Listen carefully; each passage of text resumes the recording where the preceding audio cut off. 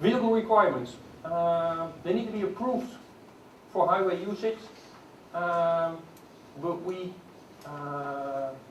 the only thing that we currently have in mind that will be mandatory is that if they are allowed on the highway and they do have a passenger seat for a judge to judge the human machine interface aspects of the system, it will be acceptable. But we have to see how large the extremes will be that we will be facing, people proposing. Trucks, buses, electrical cars, lawnmowers are not, or the lawnmower are not allowed if they are not road or highway certified. But no, it's a type of system that people use. Driver controls the vehicle. This is a very important one. We will have a driver in the vehicle which is in charge of the vehicle. Like the horseman on his horse, the driver is in control of the system. I have a question. Do the vehicles have to be registered in the Netherlands? Or can you fly in a vehicle from anywhere and just drop it on the road and drive it? If you are allowed to bring your car and drive it around, it is. Okay. We might have to look, I know because we have a robotic Jeep ourselves, and it also have all these extensions, but we still have the permission of the Netherlands road authorities to bring it on the public road. But you cannot have all the antennas sticking out on all sides because of safety regulations. So we have to see how and there we have to refine the regulation on the vehicle. But in principle, I guess what I'm asking is, it's not even that, it's even the specifications of vehicles in different countries are different to European vehicles. So our vehicles won't meet European emissions requirements, or even the fact the steering wheel's on the other side. Well, okay, the UK people will come over anyway, but we don't have to worry, so we don't have to worry about that. But you see what I'm asking? If we bring a vehicle that outputs, 18 tons of CO2 per kilometre of driving. A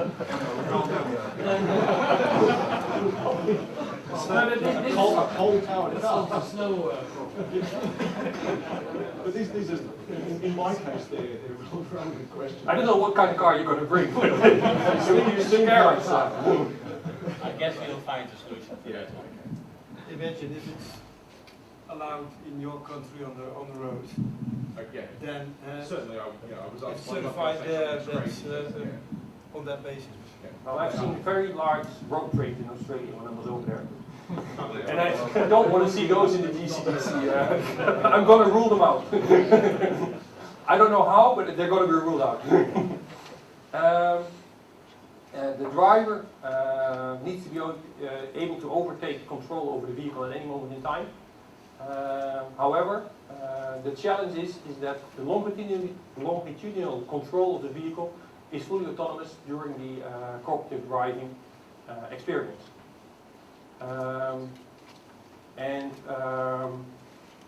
Having said that,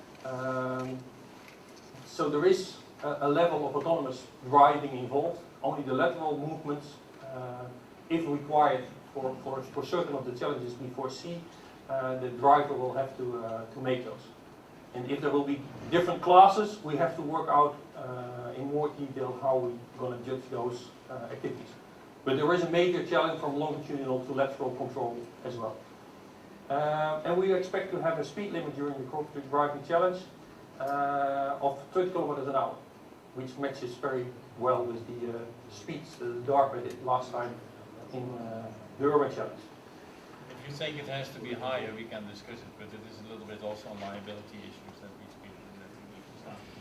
It's safety-wise that we stuck to 30 kilometers an hour. I think it will be autonomously in longitudinal direction already a big challenge, but we have to see and discuss with you if we can increase this and still have the challenge safe, because the higher the speeds, the higher the potential crash impact will be. Functional requirements of the vehicle. The vehicle needs to be, the driver needs to be able to overtake the control by touching the brake pedal. It needs to be able to communicate with both vehicle infrastructure and car-to-car communication. And it needs to be using the interaction protocol that we will prescribe on top of the communication protocol. adapt speed automatically to the platoon formation, and these will range from 30 to 30 kilometers an hour, and the ability to deal with split and merge operations and moving platoons. This last one will become more clear when we get into the challenges later on in the presentation, the challenges we foresee. How to drive. This is relating to one of the questions posed before.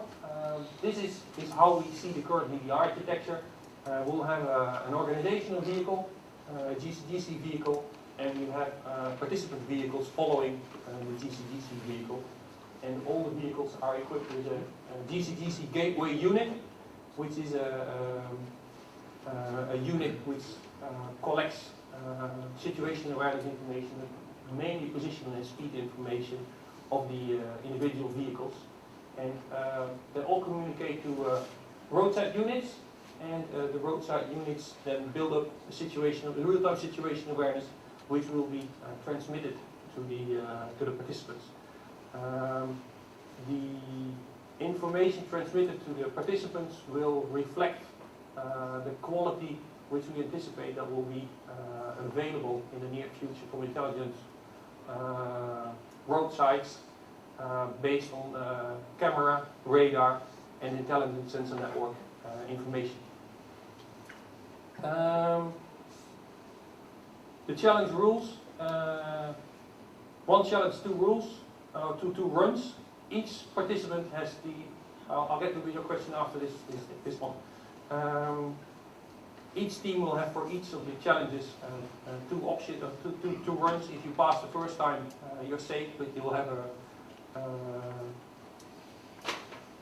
rerun option if required, if something fails, goes wrong, or anything else happens. And we will randomly mix the participants such that there are not going to be potential golden couples which will work better together. It's really the multi-vendor aspects that we try to achieve. Teams have to comply with the preparation times, the starting times, and the challenge assignment and ending times, such that we can keep our tight time schedule, because there will be a lot of activities going on. And the teams will be individually judged on their cooperative capabilities.